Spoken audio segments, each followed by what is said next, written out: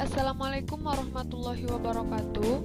Perkenalkan, nama saya Sandra Fitri Anjani. Pada kesempatan kali ini saya akan menjelaskan bagaimana cara melakukan uji rancangan acak lengkap faktorial menggunakan aplikasi Excel dan SPSS.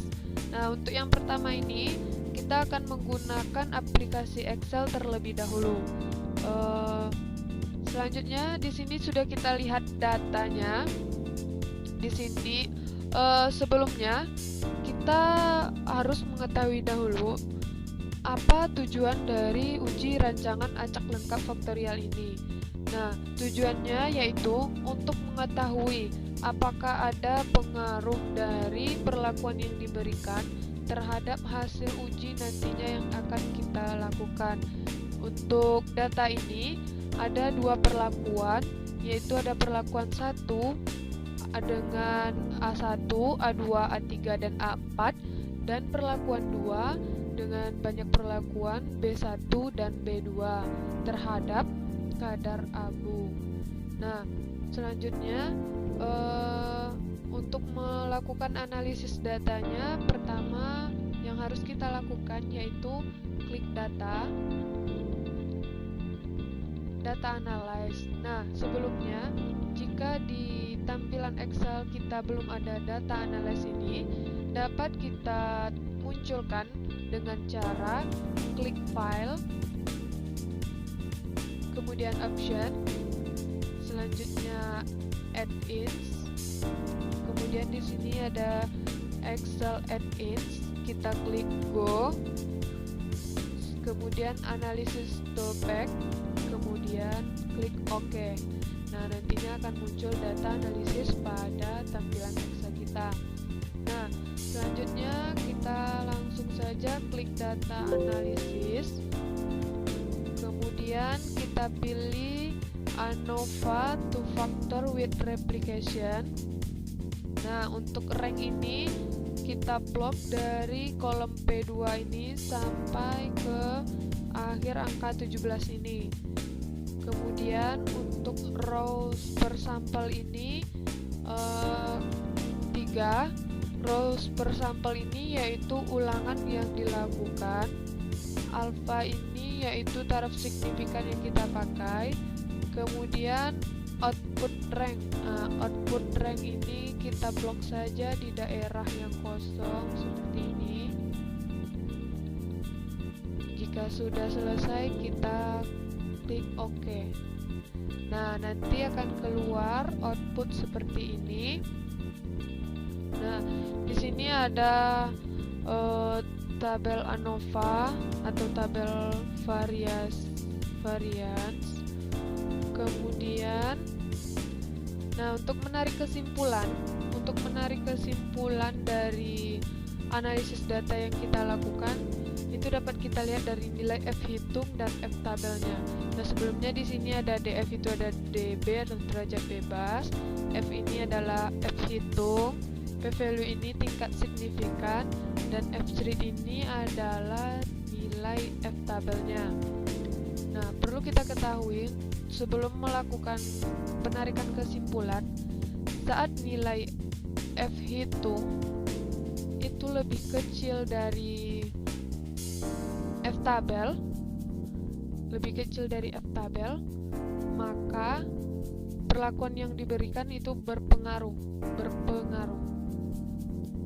Selanjutnya, saat F hitung lebih besar dari F tabel,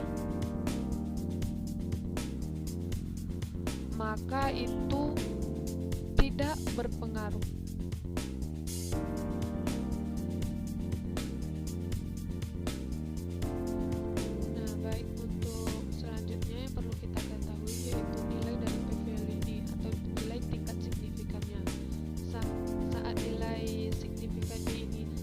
Kecil dari 0,05 berarti signifikan. Saat nilainya itu kecil dari 0,01 berarti itu sangat signifikan. Nah, dari tabel ini dapat kita lihat bahwa nilai F hitung itu lebih kecil dari F tabel. Dengan demikian dapat kita tarik kesimpulan menunjukkan bahwa perlakuan yang diberikan berpengaruh nyata terhadap kadar abu. Demikian cara uji rancangan acak lengkap faktorial menggunakan aplikasi Microsoft Excel.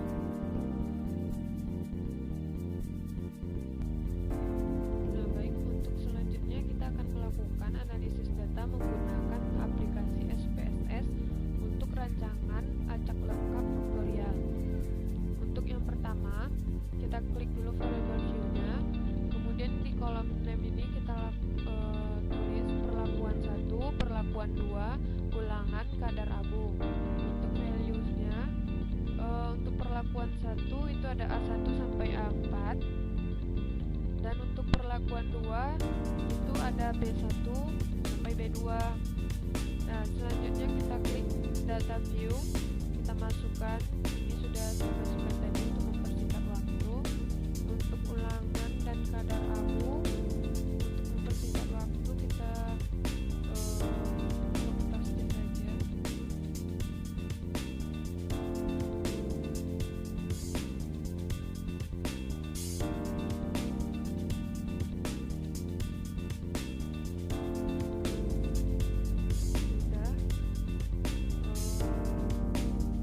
Selanjutnya kita akan melakukan analisis datanya.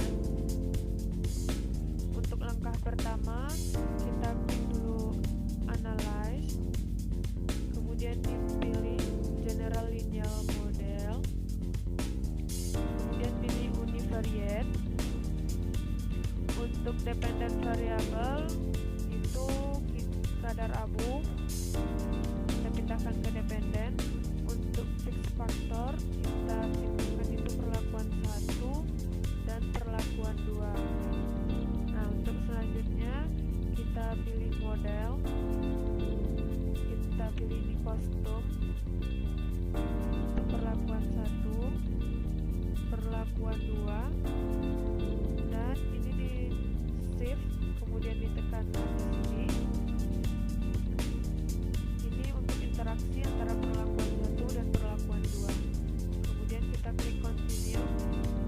Nah, untuk melakukan uji lanjut pada rancangan acak lengkap faktorial ini, kita dapat menggunakan Post-hoc ini.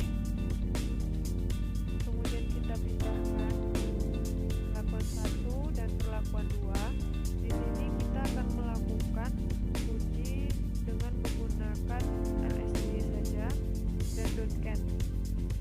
Kemudian kita klik continue. Sudah, setelah itu kita klik OK. Nah, maka akan muncul output seperti ini.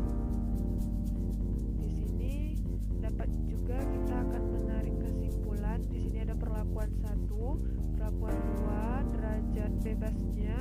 Ini ada F hitung dan ini ada nilai signifikan dari data. Kemudian di sini ada untuk uji lanjut untuk perlakuan 1